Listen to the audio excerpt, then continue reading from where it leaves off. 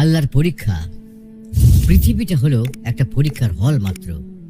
আর আল্লাহ তাআলা আমাদের প্রত্যেককে এই পৃথিবীতে পাঠিয়েছেন কিছু না কিছু পরীক্ষা করার জন্যই। আল্লাহ তাআলা পবিত্র কোরআনে বলেন, আমি তাদেরকেও পরীক্ষা করেছি যারা তাদের পূর্বে ছিল।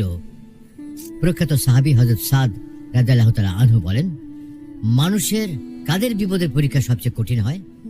তিনি অর্থাৎ হযরত রাসূলুল্লাহ সাল্লাল্লাহু আলাইহি ওয়াসাল্লাম বলেন, নবীদের, এরপরে মুমিনদের। মানুষ যত বেশি ধর্মানুরাগী হয় তার পরীক্ষা তত বেশি হয়। আচ্ছা ভাবুন তো, আপনার জন্মের আগের কোনো কথা কি আপনার মনে পড়ে? যদি মনে না পড়ে তাহলে পরীক্ষা দেবেন কিভাবে? আপনারও এখন এই একই হয়তো প্রশ্ন। দুনিয়ায় বসে আমরা অনেক সময় অনেক পরীক্ষা দিয়ে থাকি, কিন্তু একদল মানুষ থাকে যারা কোনো রকম পূর্ব প্রস্তুতি ছাড়াই পরীক্ষার হলে এসে A+ নিয়ে বেরিয়ে যায়। কিন্তু কিভাবে পারে তারা? হ্যাঁ, এটা তারা পারে তাদের মেধাকে তৎক্ষণাৎ ব্যবহার করি। ঠিক তেমনি আল্লাহ তাআলা আপনাকে সকল উপকরণের সাথেই পৃথিবীতে পাঠিয়েছেন।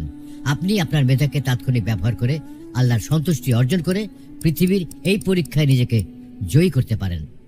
মনে রাখবেন, প্রিয় মানুষকে আমরা যেমনি বেশি বেশি করে পরীক্ষা করি, ঠিক তেমনি আল্লাহ তাআলাও করেন। তাই সর্বদা আল্লাহর উপর ভরসা রেখে তার সহযোগিতা কামনা করা আমাদের একান্ত কর্তব্য। তাই বলি, হে আল্লাহ, আপনি আমাদেরকে আপনার দেয়া এই পরীক্ষায় উত্তীর্ণ হওয়ার সুযোগ দান করুন।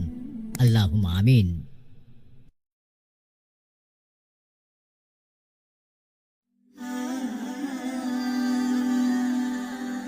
Have